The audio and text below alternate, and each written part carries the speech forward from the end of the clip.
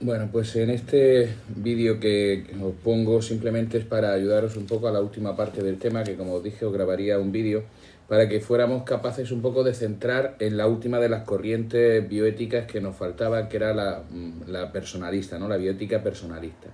Tenemos que tener en cuenta que este tipo de corriente lo que trata es de integrar, digamos, cosas que nos quedaban en los otros de aquella manera, ¿no? Trata de integrar, por un lado, lo especulativo con lo práctico, ¿no? De tal manera que busca tratar de encontrar unos valores que puedan ser capaces de transformarse en un carácter universal, ¿no? Digamos, esa es la idea que pretende esta corriente bioética personalista y que pone su centro en un valor fundamental que es el valor fundamental de la vida, ¿no? De tal manera que pone, digamos, al descubierto cómo en las otras corrientes anteriores que ya vimos en clase el último día, ponían el aspecto en una parte concreta de la vida humana, ¿no? Pero no la trataba de una manera integral, ¿no? Podíamos ver, por ejemplo, cómo la vida humana estaba condicionada, digamos, a la evolución de la especie o a la utilidad social, práctica, ¿no? O incluso aquello que se había dado pues como una forma contractual, también lo veíamos en el modelo contractual, ¿no? O también simplemente la vida se entendía como la capacidad de tomar decisiones en el modelo liberal radical, ¿no? Por tanto, este trata de entender la vida de una manera integral, ¿no? Y tratarlo de comprender la vida de una manera integral supone que tiene un valor inestimable e incluso un valor inviolable, ¿no? ¿Qué quiere decir que tiene un valor inviolable? En el que, por un lado, podríamos decir que la vida humana es donde nos vamos a encontrar el límite ante cualquier actuación biomédica que nosotros tengamos que hacer con el sujeto, con el paciente, ¿no? De tal manera que la bioética tiene que estar centrada en el ser humano, ¿no? El ser humano que es persona simplemente por el hecho de ser de la especie humana, ¿no? Y hay una unidad total dentro de esa persona humana, es decir, una unidad física, psíquica, espiritual, en el que no podemos subdividirla. Entiende al ser humano como un ser totalizante que tiene tres dimensiones, una unidad que tiene tres dimensiones, y entiende la vida humana como un fin en sí mismo, de tal manera que la vida humana se convierte en algo sacral, en algo que es inviolable, ¿no? Por tanto, también desde esta perspectiva se trata de reconocer la libertad propia y la autonomía que tiene unos límites. Esos límites nos los vamos a encontrar siempre y cuando dañemos la vida del ser humano, la vida de una manera totalizante, de tal manera que no va a coincidir esa libertad o autonomía simplemente con el hecho del deseo propio de la persona, ¿no?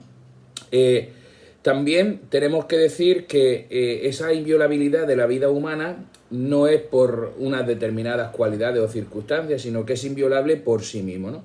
Y aquí es donde nosotros podemos encontrar cómo la vida humana se entiende como un valor absoluto, de tal manera que, como decía Kant también, el ser humano, la vida humana es un fin en sí mismo, ¿no? No puede ser nunca tratado como un medio, no puede ser tratado como una cosa, como un objeto, sino que éste se convierte siempre en un fin, ¿no? Puesto que es un sujeto que está dotado de conciencia y de libertad. Si está dotado de conciencia y de libertad, no es como un objeto cualquiera, ¿no? Por tanto, no cabe ningún tipo de utilización o abuso, dependiendo incluso de intereses o razones que nosotros pudiéramos dar, ¿no? Como os fijáis ya en este apartado, ese hecho de la inviolabilidad de la vida hace que el derecho a la vida se convierta en un derecho fundamental por encima de cualquier otro derecho y anterior a cualquier otro derecho. Es decir, no podemos invocar un derecho a la libertad si previamente no invocamos un derecho a la vida. ¿Cómo podré tener libertad si previamente no tengo la capacidad de vivir, ¿no?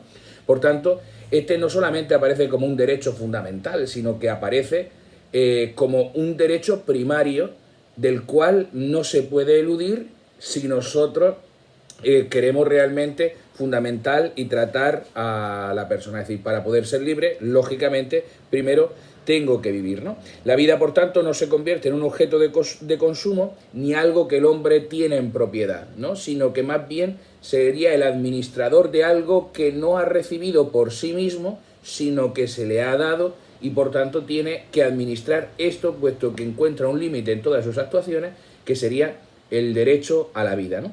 Bien, por tanto, en esta situación nos vamos a encontrar, también en esta bioética, nos vamos a encontrar con unos principios que van a regular cuáles son las prácticas terapéuticas que se puede hacer ante un caso de enfermedad cualquiera, ¿no? El primero sería el principio de totalidad. ¿Qué sería esto del principio de totalidad? Que para salvaguardar la totalidad de toda la persona, es decir, la vida misma, se puede incluso incidir de una manera mutilante en alguna de sus partes. Es decir, por salvar el todo, podemos quitarnos la parte fundamentalmente que esté dañada, ¿no? Bien, esa cuestión, por ejemplo, nos lo vamos a encontrar en casos como, por ejemplo, si hay que hacer una operación para el apéndice, hay que extirpar el apéndice, ¿no? ¿Por qué? Porque el apéndice está dando problemas. Para salvaguardar la totalidad del cuerpo, podemos extirpar el apéndice de ese sujeto, de ese paciente, ¿no? También lo vamos a encontrar en el caso, por ejemplo, de la circulación de la sangre, de que esté ocasionando gangrena en alguno de sus miembros. Podemos amputar ese miembro para salvaguardar la totalidad del cuerpo, ¿no? Por tanto, esto va a requerir también que haya unas circunstancias concretas que regulen ese principio de totalidad, ¿no?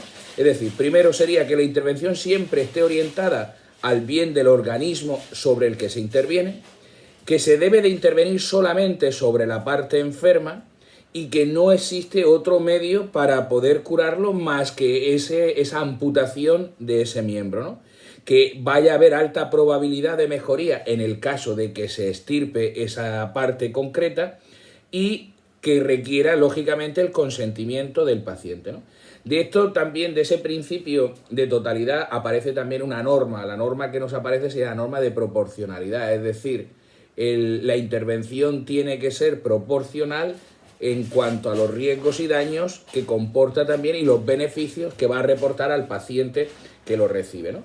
Siguiente principio que nos encontramos sería el de libertad y responsabilidad, donde aquí nos vamos a encontrar un conflicto, que sería la libertad y la responsabilidad que tiene el médico, la libertad y la responsabilidad que tiene el paciente, donde cada uno de ellos viene con unas convicciones concretas, con unas ideas concretas, con una realidad concreta, ¿no?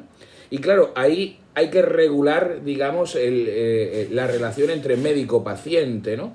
Y en esta regulación entre médico-paciente, cada uno con su ideología concreta, con sus convicciones propias, es donde nos podemos encontrar con un conflicto, ¿no? De ahí vamos a encontrar también un subprincipio bioético que va a ser el principio de dominio, ¿no? ¿En qué consiste esto, no? El principio de dominio podríamos decir que nosotros podemos disponer libremente de aquello que es nuestro, ¿no? Pero también podemos decir que a nadie le está permitido disponer de algo que no es suyo. Por tanto, en ese sentido, si nosotros aplicamos ese principio de dominio, tendríamos que decir que nosotros podemos disponer de nosotros mismos siempre y cuando se salvaguarde ese principio de derecho fundamental primario que sería la inviolabilidad de la vida, el derecho a la vida, ¿no? Por tanto, claro, yo puedo dominar, yo puedo disponer en la medida en que no esté ocasionando, digamos, ese riesgo a la vida. Por tanto, la misma persona tendría en este sentido un compromiso personal de respeto incluso a la propia vida, ¿no? Puesto que incluso el cuerpo humano no se convierte en una cosa, no se convierte en un objeto del que yo simplemente pueda disponer, sino que, como he dicho antes, nosotros seríamos administradores de esto, ¿no?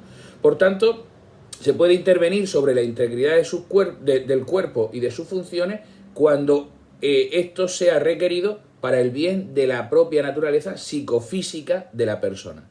¿Cómo vamos a tratar de articular esta relación entre médico-paciente si cada uno tiene sus convicciones y sus ideas propias, ¿no? Primero sería teniendo en cuenta que el paciente va a tener la obligación ética de colaborar siempre en la cura ordinaria propia de sí mismo, pero también la de otros, ¿no? Por otro lado, nos vamos a encontrar también cómo el paciente no va a poder suprimir su vida en nombre de su libertad, ¿no? Puesto que ese es un derecho fundamental que es inviolable, del que no se puede traspasar, ¿no? En tercer lugar, podríamos decir que el médico indica siempre en conciencia la necesidad de imponer una determinada cura que considera indispensable para poder salvaguardar la integridad del paciente, y esto va a tener que regularse por un procedimiento concreto en el conflicto que se puede dar en este caso, ¿no? ¿Eso qué significa? Que incluso se puede requerir a una autorización judicial para poder intervenir ante la negativa del paciente.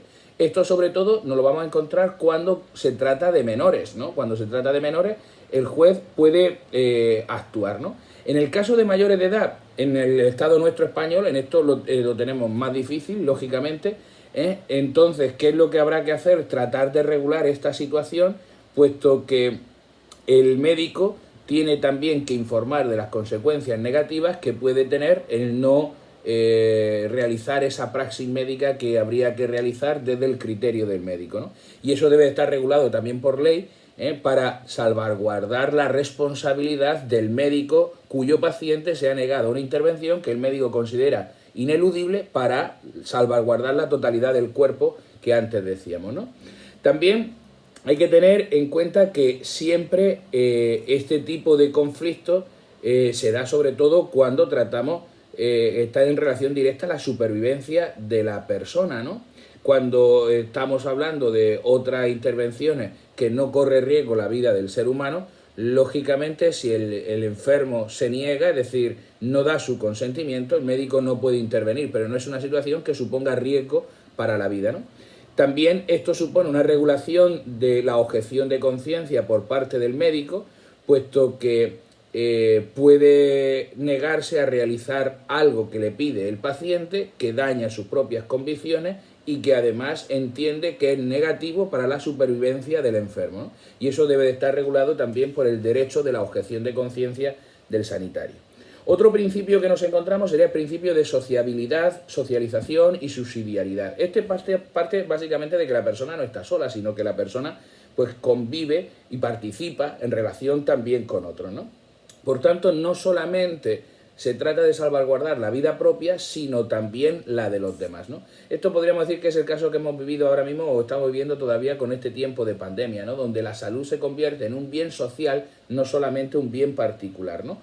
Por tanto, se ha de garantizar los medios necesarios para conservar la salud sin que llegue esto a suponer ninguna discriminación para nadie, donde todos puedan tener acceso a esa salud. Nos vamos a encontrar también con otras cuestiones en el que nos vamos a encontrar con acciones de doble efecto, ¿no? Esas dos acciones de doble efecto, ¿cómo se solucionan? Aquí nos encontramos con acciones que van a llevar consigo unos efectos que no deseamos, pero que a su vez estamos dispuestos a asumir siempre y cuando nos puedan reportar un bien, ¿no? Es decir, nos vamos a encontrar con ejemplos como la utilización de fármacos, que pueden ser que me vengan bien para una cosa, pero mal para la otra. Nos podemos encontrar con operaciones que se tienen que plantear de riesgo vida o muerte, donde esas operaciones no sabemos realmente cómo va a salir y los riesgos que se van a asumir, qué consecuencias va a tener realmente, ¿no? O nos podemos encontrar también con casos de esterilización o abortos indirectos, ¿no? En el que, pues, digamos, como el daño que se sufre, aunque no se pretendía atentar contra esa realidad, sino salvaguardar otra realidad, ¿no? Y nos podemos encontrar en cualquiera de esas situaciones con este doble efecto de una acción buena a otra mala, ¿no? Cuando nosotros nos encontramos con estas situaciones, ¿no?, podemos incluso regularlas de una manera excepcional, es decir, lo que está claro es que siempre se ha de procurar, desde esta perspectiva bioética, siempre salvaguardar la vida de la persona humana, ¿no? Hemos dicho que es un bien inviolable, casi sacral. Por tanto, este, digamos, es el límite de cualquier actuación. Ahora, cuando nos encontramos con estas situaciones de doble efecto, digamos, ¿qué criterios son los que deberían de regir? Primero, tenemos que tener en cuenta que la acción que nosotros buscamos sea siempre buena o al menos indiferente. Es decir, que no procure el mal. Recordad cuando veíamos la bioética de los principios, que el primer principio era el de no maleficencia, es decir, evitar el mal. Por tanto, si lo primero que nosotros queremos hacer supone un mal, eso no sería éticamente correcto desde esta bioética de los principios, sino que siempre tiene que buscarse un efecto bueno, o al menos indiferente. En segundo paso, diríamos que también el fin que pretende aquel que lo realiza debe de ser un fin que sea bueno o honesto, ¿no? Acordad de cómo eran lo que intervenía para catalogar bien una acción, ¿no?, en el que entraban en juego las circunstancias y también la finalidad, ¿no? En tercer lugar, podríamos decir que ese efecto bueno debe de seguir inmediatamente a la acción que se ha realizado. No un bien que vendrá después, sino un bien que es inmediatamente a la acción. Es decir, si lo primero que sobreviene es el mal y luego vendrá el bien, no sería permitido en esa de doble efecto, ¿no? Y en última instancia, siempre debe de existir una causa que sea proporcionalmente grave para tratar de aplicar esto que de suyo puede también ocasionar un mal en la persona. Bien, como veis, esto simplemente que nosotros hemos visto en este apartado de la bioética personalista nos habla de los principios, ¿no? No entra en la casuística concreta de cada cosa, donde ya ahí sí que habría que elaborar, digamos, normas concretas, pertinentes para esta acción, ¿no? Bien, pues esta realidad, digamos, sería la que entraría dentro de ya de esos protocolos de actuación, en el que lo que hacen esos protocolos de actuación sería poner en práctica estos principios que nosotros hemos enunciado. Bien, pues con esto podríamos dar por concluido este tercer tema, que sería lo que entraría para el examen de la próxima semana.